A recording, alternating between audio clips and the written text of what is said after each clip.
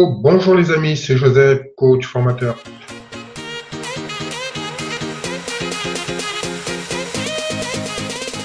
Alors, la semaine dernière, nous avons vu les différents profils, nous avons vu aussi comment les mettre dans ces domaines de vie, dans ces différents domaines de vie. Et je vous avais dit qu'aujourd'hui, nous allions voir quels sont nos points forts, nos compétences. Alors, pourquoi c'est important de connaître ces points forts? Alors, il y a des études qui ont été faites sur plusieurs années qui ont observé que les personnes qui réussissaient, ce sont les personnes qui utilisaient les compétences, les domaines dans lesquels elles sont fortes. D'accord? Je vais donner un exemple.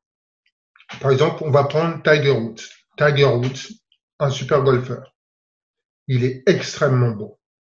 Mais il a un seul point faible.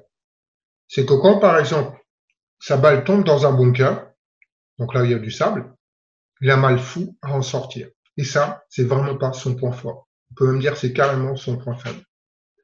Et là, ce qu'on a l'habitude de faire, d'habitude, quand quelqu'un a un point faible, on lui dit de le travailler, de le travailler, de le travailler comme un malade pour devenir meilleur. Et ça, c'est la grosse, grosse erreur qu'on fait. Pourquoi? Parce que si vous avez déjà un point faible quelque part et que vous vous mettez à mettre toute votre énergie, tout votre argent, tout votre temps là-dessus et vos efforts, c'est comme si l'expression pisser dans un violon. Voilà, ça ne sert absolument à rien. Vous allez mettre beaucoup d'efforts pour pas grand-chose. D'accord? Ce qui est le plus important, c'est juste de travailler ses points forts. Le point faible, s'il ne bloque pas vos points forts, vous les négligez. Vous en occupez pas. Et en fait, Tiger Woods, c'est comme ça que son entraîneur lui a dit. Écoute, c'est pas ton point fort. La seule chose, c'est que maintenant, on va faire en sorte que tu sortes le plus rapidement de ce bunker. On s'en fout de savoir où va aller la balle, à côté du green, ou pas. Ce qui est important, c'est que ça sorte du bunker rapidement. Donc l'objectif, voilà, un seul coup, il sort du bunker n'importe où aille la balle. Donc ça, c'est vraiment la stratégie qu'il faut utiliser. Donc si vous avez un point faible, s'il ne bloque pas vos points forts, vous vous en occupez pas. Si en revanche, comme pour Tiger Woods, ça bloque votre évolution, vous apprenez juste comment vite faire une petite chose pour ne pas avoir besoin de vous appuyer dessus. Et c'est ce qu'il a fait. Et à partir de là, on développe son point fort. Et le point fort, c'est facile à reconnaître. Il a plusieurs critères. Le premier critère, c'est quelque chose que vous adorez faire. C'est quelque chose que vous aimez faire. Et non seulement vous aimez le faire, mais en plus vous êtes doué. Quand vous apprenez, vous assimilez extrêmement vite. Ce qui est un peu normal. Pour assimiler quelque chose, il faut l'aimer. Quand vous aimez quelque chose, regardez, tout ce que vous avez appris extrêmement vite, c'est parce que vous aimiez ça. Si vous n'aimez pas une chose, c'est extrêmement difficile de trouver le désir, le plaisir d'apprendre et d'être performant. D'accord? Et c'est parce qu'il y a du plaisir que vous êtes capable d'assimiler. Et on s'est rendu compte que notre mémoire, elle fonctionne mieux quand nous aimons quelque chose. Voilà. Donc quand vous aimez quelque chose, vous le mémorisez. Regardez les enfants, il y a des choses, vous leur demandez, ça leur passe par-dessus la tête, mais des petits détails, des jeux, etc., un film, une vidéo, ils sont capables, ou même une histoire que vous leur racontez. Ah, là, tu t'es trompé, tu as modifié. Parce qu'ils adorent cette histoire. Ils ont tout retenu. Même si ça fait 100 fois que vous la répétez, ils aiment toujours l'entendre. Notre mémoire, elle fonctionne exactement comme ça. Elle est basée sur ce qu'on aime. Donc, votre point fort, c'est quelque chose que vous aimez. C'est quelque chose que vous apprenez facilement. C'est quelque chose que vous mémorisez facilement. Donc, c'est facile de reconnaître. Maintenant, après, la deuxième question, c'est est-ce qu'avec ce point fort, je peux en vivre? Généralement, on peut toujours transposer une qualité dans un autre domaine. Par exemple, quelqu'un qui a une excellente mémoire visuelle pour tout ce qui concerne peut-être des films, il est capable de se souvenir exactement de chaque détail. Cette qualité, il peut la transposer dans un autre domaine, un domaine professionnel. Il va utiliser sa mémoire visuelle pour mémoriser, pour mieux emmagasiner, pour mieux structurer. Donc, on peut toujours utiliser ces points forts et il suffit juste de les transposer. Souvent, on oublie de les transposer. On reste dans un domaine, dans un registre. Par exemple, comme on a parlé des domaines de vie, on reste par exemple dans le domaine juste familial. C'est un domaine dans lequel je maîtrise cette matière ou cette compétence. J'oublie de la transposer dans le milieu professionnel, par exemple. Un exemple concret, vous êtes quelqu'un qui arrivait super bien à cadrer vos enfants. Dès qu'ils font une bêtise, ah, attends, viens, hop, vous réglez les problèmes tout de suite. Et vous-même, vous êtes un chef de famille, mais aussi un chef d'entreprise. Vous êtes en entreprise et vous avez vos deux dirigeants, vos deux adjoints qui ne s'entendent pas du tout, qui se querellent comme des enfants. Et vous ne savez pas comment réagir. Et pourtant, vous avez cette compétence.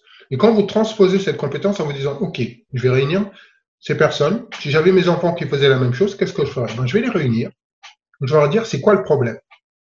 Et je veux qu'aujourd'hui, avant qu'on sorte d'ici tous les trois, qu'on trouve une solution. Alors, dites-moi c'est quoi le problème? Et voilà.